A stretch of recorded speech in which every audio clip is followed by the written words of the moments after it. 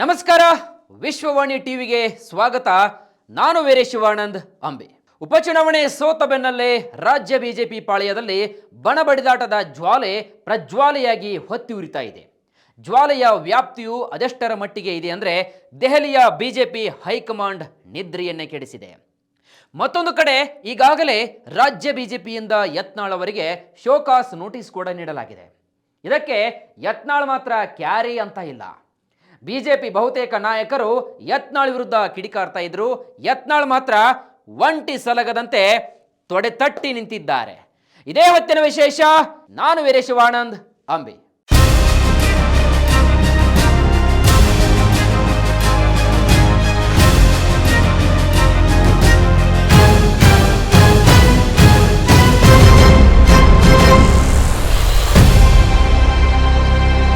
ಇತಿಹಾಸದಲ್ಲಿ ಹಮ್ಮುರಬಿಯ ಒಂದು ಶಾಸನವಿದೆ. ಅದು ಏನಂದ್ರೆ, ಸಾಧುಂಗೆ ಸಾಧು ಮಾಧುರ್ಯಂಗೆ ಮಾಧುರ್ಯನ್ ಬಾದಿಪ್ಪ ಕಲಿಗೆ ಕಲಿಯುಗ ವಿಪರೀತನ್ ಮಾಧವನೀತನ್ ಪೆರಣಲ್ಲ. ಅಂದ್ರೆ ಸಾಧುಗಳಿಗೆ ಸಾಧುವು ಮಧುರವಾಗಿ ವ್ಯವಹರಿಸುವವರೊಡನೆ ಮಧುರವಾಗಿ ವ್ಯವಹರಿಸುವವನು, ತೊಂದರೆ ಕೊಡುವವರಿಗೆ ಕಲಿಯುಗ ಯಮನು ಆಗಿರುವನು ಮತ್ತು ಈತ ಮಾಧವನಲ್ಲದೆ ಬೇರೆ ಯಾರೂ ಅಲ್ಲ ಅಂತ. ಇದರರ್ಥ ಈ ಮಾತು ಸದ್ಯದ ಮಟ್ಟಿಗೆ ಬಿಜೆಪಿ ಬಂಡಾಯದ ನಾಯಕ, ರೆಬಲ್ ನಾಯಕ, ಹಿಂದೂ ಫೈರ್ ಬ್ರ್ಯಾಂಡ್, ನೇರ ನಿಷ್ಠುರ ವ್ಯಕ್ತಿ, ಹರಿತ ಮಾತಿನ ಹರಿಕಾರ, ದಿ ಲೆಜೆಂಡ್ ಅಂತ ಹಲವಾರು ಬಿರುದುಗಳಿಗೆ ಪಾತ್ರರಾದಂತಹ the one and only BJP ಶಾಸಕ ಬಸನಗೌಡ ಪಾಟೀಲ್ ಯತ್ನಾಳ್ ಅವರಿಗೆ ಈ ಬಿರುದುಗಳು ಸಲ್ಲುತ್ತೆ. ಹಾಗಾದ್ರೆ ಯಾರು ಈ ಬಸನಗೌಡ ಪಾಟೀಲ್ ಯತ್ನಾಳ್ ಎಂಬ ಪ್ರಶ್ನೆ ಅಂತ ಬಂದಾಗ, ಇವರು ರಾಜಕೀಯಕ್ಕೆ ಬೆಳೆದು ಬಂದಿದ್ದು ಹೇಗೆ ಎಂಬುದರ ಬಗ್ಗೆ ನೋಡ್ತಾ ಹೋಗೋಣ.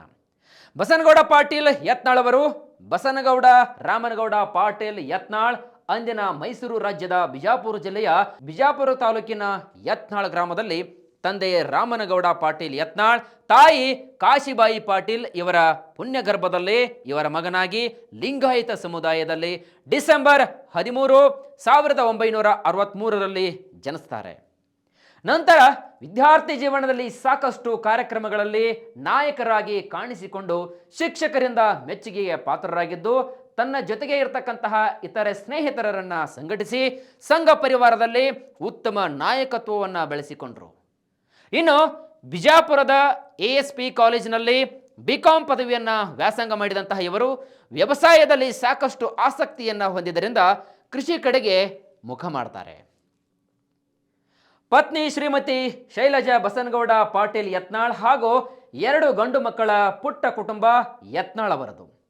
ಯತ್ನಾಳ್ ಅವರು ಶತಮಾನ ಕಂಡಂತಹ ವಿಜಯಪುರದ ಶ್ರೀ ಸಿದ್ದೇಶ್ವರ ಸಂಸ್ಥೆಯ ಅಧ್ಯಕ್ಷರು, ಸಿದ್ಧಶ್ರೀ ಸೌಹಾರ್ದ ಸಹಕಾರಿ ನಿಯಮಿತ ಸಂಸ್ಥಾಪಕ ಅಧ್ಯಕ್ಷರು, ಸಂಗನಬಸವ ಅಂತಾರಾಷ್ಟ್ರೀಯ ವಸತಿ ಶಾಲೆಯ ಅಧ್ಯಕ್ಷರು, ಭೀಮಾ ನದಿಯಿಂದ ಕೃಷ್ಣಾ ನದಿಯವರೆಗೆ ಪಾದಯಾತ್ರೆ ಹಾಗೂ ತಂದೆ ರಾಮನಗೌಡ ಬಾ ಪಾಟೀಲ್ ಯತ್ನಾಳ್ ಹೆಸರಲ್ಲಿ ಬರೋಬ್ಬರಿ 1 ಅಲ್ಲ 2 ಅಲ್ಲ 68 ಎಕರೆ ಜಾಗದಲ್ಲಿ ಗೋರಕ್ಷಣಾ ಕೇಂದ್ರವನ್ನ ಸ್ಥಾಪನೆ, ಹೀಗೆ ಅನೇಕ ಸಾಮಾಜಿಕ ಕಾರ್ಯಗಳಲ್ಲಿ ತಮ್ಮನ್ನ ತಾವು ತೊಡಗಿಸಿಕೊಂಡಿದ್ದಾರೆ ಬಸನಗೌಡ ಪಾಟೀಲ್ ಯತ್ನಾಳ್. ಇನ್ನು ಯತ್ನಾಳ್ ಅವರ ರಾಜಕೀಯ ಹಿನ್ನೆಲೆಯನ್ನು ನಾವು ನೋಡಿದಾಗ 1990ರಲ್ಲಿ ಜಿಲ್ಲಾ ಬಿಜೆಪಿ ಅಧ್ಯಕ್ಷನ ಸ್ಥಾನವನ್ನು ಅಲಂಕರಿಸ್ತಾರೆ.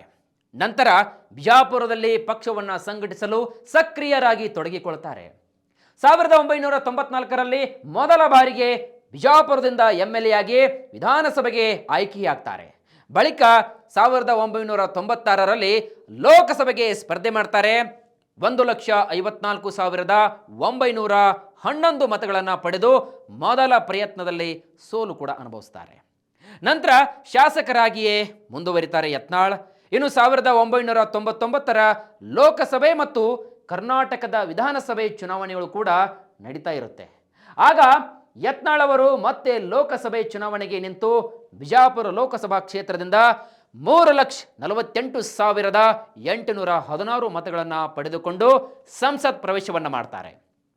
ಇನ್ನು ಇದೇ ಸಮಯದಲ್ಲಿ NDA ಪಕ್ಷ ಅಧಿಕಾರಕ್ಕೆ ಬರುತ್ತೆ. ಆದರೆ 2001ರಲ್ಲಿ ಆಂಧ್ರ CM ಚಂದ್ರಬಾಬು ನಾಯ್ಡು ಕರ್ನಾಟಕದ ಕೃಷ್ಣಾ ಮೇಲ್ದಂಡೆ ಯೋಜನೆಯನ್ನ ನಿಲ್ಲಿಸಲೇಬೇಕು, ಇಲ್ಲದಿದ್ದರೆ ನಾನು NDA ಕೂಟದಿಂದ ಹೊರ ಹೋಗ್ತೀನಿ ಅಂತ ಬಾಂಬ್ ಸಿಡಿಸ್ತಾರೆ. ಆದರೆ ಇದರ ವಿರುದ್ಧ ಸಿಡಿದೆದ್ದಂತಹ ಬಸನಗೌಡ ಪಾಟೀಲ್ ಯತ್ನಾಳ್ ಕೃಷ್ಣಾ ಮೇಲ್ದಂಡೆ ಯೋಜನೆ ನಿಲ್ಲಿಸಿದ್ರೆ ನಾನು ನನ್ನ ಸ್ಥಾನಕ್ಕೆ ರಾಜೀನಾಮೆಯನ್ನು ಸಲ್ಲಿಸ್ತೀನಿ ಅಂತ ಕೇಂದ್ರದ ಎಲ್ಲ ನಾಯಕರ ಗಮನವನ್ನ ತನ್ನತ್ತ ಸೆಳಿತಾರೆ ಯತ್ನಾಳ್. ನಂತರ 2002ರಲ್ಲಿ ಅಂದಿನ ಪ್ರಧಾನಿ ವಾಜಪೇಯಿ ಅವರು ತಮ್ಮ ಕ್ಯಾಬಿನೆಟ್ಗೆ ಸೇರಿಸಿಕೊಳ್ತಾರೆ ಯತ್ನಾಳ್ ಅವರನ್ನ. ಆಗ ಕೇವಲ ಯತ್ನಾಳ್ ಅವರಿಗೆ 39 ವಯಸ್ಸು ಮಾತ್ರ. ಆ ಮೂಲಕ ಅಂದಿನ ಕ್ಯಾಬಿನೆಟ್ನಲ್ಲಿ ಅತ್ಯಂತ ಕಿರಿಯ ವಯಸ್ಸಿನ ಸಚಿವ ಎಂಬ ಹೆಗ್ಗಳಿಕೆಗೆ ಬಸನಗೌಡ ಪಾಟೀಲ್ ಯತ್ನಾಳ್ ಸಾಕಷ್ಟು ಹೆಸರನ್ನು ಮಾಡ್ತಾರೆ. ಇನ್ನು ಅಂದಿನ ದಿನಗಳಲ್ಲಿ ಮಾಜಿ ಮುಖ್ಯಮಂತ್ರಿ ಬಿಜೆಪಿ ಹಿರಿಯ ನಾಯಕ BS ಯಡಿಯೂರಪ್ಪ ಹಾಗೂ ದಿವಂಗತ ಅನಂತಕುಮಾರ್ ನಡುವೆ ಅಷ್ಟೇನೋ ಬಾಂಧವ್ಯ ಸರಿ ಇರಲಿಲ್ಲ.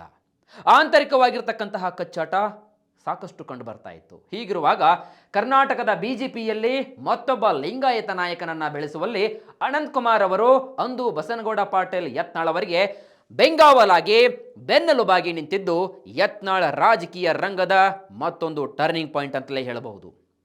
ಯಾಕಂದ್ರೆ ವೀಕ್ಷಕರೇ, 2002ರಿಂದ 2003ರವರೆಗೆ ಕೇಂದ್ರ ಜವಳಿ ಖಾತೆ ಸಚಿವರಾಗ್ತಾರೆ. 2003ರಿಂದ 2004ರವರೆಗೆ ರೈಲ್ವೆ ಖಾತೆ ರಾಜ್ಯ ಸಚಿವರಾಗ್ತಾರೆ. 2004ರಲ್ಲಿ ಮತ್ತೆ 2ನೇ ಬಾರಿಗೆ ಆಯ್ಕೆಯಾಗಿ ಸಂಸದರು ಕೂಡ ಆಗ್ತಾರೆ. ಆದರೆ ಕೇಂದ್ರದಲ್ಲಿ ಅಧಿಕಾರವನ್ನು ರಚಿಸುವಲ್ಲಿ NDA ಒಕ್ಕೂಟಕ್ಕೆ ಈ ಮೈತ್ರಿಕೂಟ ವಿಫಲವಾಗುತ್ತೆ. ಆದ್ರಿಂದ ಬಸನಗೌಡ ಪಾಟೀಲ್ ಯತ್ನಾಳ್ ಅವರು ಕೇಂದ್ರ ಸಚಿವ ಸ್ಥಾನದಿಂದ ವಂಚಿತರಾಗ್ತಾರೆ. ಸಚಿವ ಸ್ಥಾನ ಕೈತಪ್ಪಿ ಹೋಗುತ್ತೆ. 2007ರಲ್ಲಿ ಬಿಜೆಪಿ ಹಿರಿಯ ನಾಯಕ BS ಯಡಿಯೂರಪ್ಪ CM ಆದಾಗ BSY ಮತ್ತು ಬಸನಗೌಡ ಪಾಟೀಲ್ ಯತ್ನಾಳ್ ನಡುವೆ ಒಂದು ಕೋಲ್ಡ್ ವಾರ್ ಶುರುವಾಗಲಿಕ್ಕೆ ಸ್ಟಾರ್ಟ್ ಆಗುತ್ತೆ. ಕಾರಣ, ಯತ್ನಾಳ್ ವಿರೋಧ ಮಾಡ್ತಿದ್ದಂತಹ ಅಪ್ಪಾಸಾಹೇಬ್ ಪಟ್ಟಣಶೆಟ್ಟಿ ಅವರನ್ನ ಮಂತ್ರಿ ಮಾಡಿದ್ದು ಯತ್ನಾಳ್ ಅವರ ಸಿಟ್ಟಿಗೆ ಮುಖ್ಯ ಕಾರಣವಾಗುತ್ತೆ.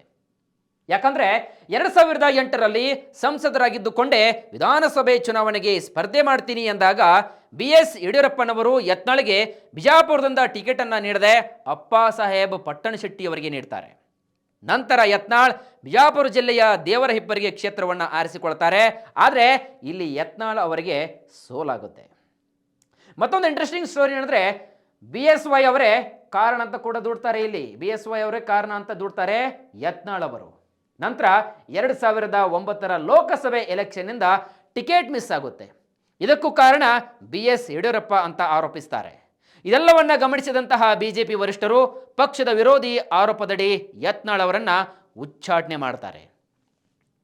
ನಂತರ ಶುರುವಾದದ್ದೇ JDS ಪರ್ವ. ಬಿಜೆಪಿಯಿಂದ ಹೊರಬಂದಂತಹ ಬಸನಗೌಡ ಪಾಟೀಲ್ ಯತ್ನಾಳ್ ಅವರು 2010ರಲ್ಲಿ ಮಾಜಿ ಪ್ರಧಾನಿ ದೇವೇಗೌಡರ ಮುಖಂಡತ್ವದಲ್ಲಿ JDS ಪಕ್ಷಕ್ಕೆ ಸೇರ್ಪಡೆಯಾಗಿ JDSನ ರಾಜ್ಯ ಪ್ರಧಾನ ಕಾರ್ಯದರ್ಶಿಯಾಗ್ತಾರೆ. ಆ ಮುಖಾಂತರ 2013ರ ವಿಧಾನಸಭಾ ಚುನಾವಣೆಯಲ್ಲಿ ಬಿಜಾಪುರ ನಗರದಿಂದ ಬಿಜೆಪಿಯ ಅಪ್ಪಾಸಾಹೇಬ್ ಪಟ್ಟಣಶೆಟ್ಟಿ ವಿರುದ್ಧ JDS ಪಕ್ಷದಿಂದ ತೊಡೆತಟ್ಟಿ ನಿಲ್ತಾರೆ. ಆದರೆ ಇಲ್ಲಿ ಬಸನಗೌಡ ಪಾಟೀಲ್ ಯತ್ನಾಳ್ ಅವರಿಗೆ ಸೋಲಾಗುತ್ತೆ. ಇನ್ನು ಬಂದ ದಾರಿಗೆ ಸುಂಕವಿಲ್ಲ ಅಂತ ಮತ್ತೆ ಬಿಜೆಪಿಗೆ ವಾಪಸ್ ಹೋಗ್ತಾರೆ. 2014ರಲ್ಲಿ ನರೇಂದ್ರ ಮೋದಿ ಅವರು ಪ್ರಧಾನಿಯಾಗಿ ಪ್ರಮಾಣ ವಚನವನ್ನು ಸ್ವೀಕರಿಸುವಾಗ ಇತ್ತ ಬಸನಗೌಡ ಪಾಟೀಲ್ ಯತ್ನಾಳ್ ಬಿಜಾಪುರದಲ್ಲಿ ನಡೆದಂತಹ ಹಿಂದೂ ಪರ ಹೋರಾಟದ ನೇತೃತ್ವವನ್ನು ವಹಿಸಿದ್ದಕ್ಕೆ ಅರೆಸ್ಟ್ ಕೂಡ ಆಗ್ತಾರೆ.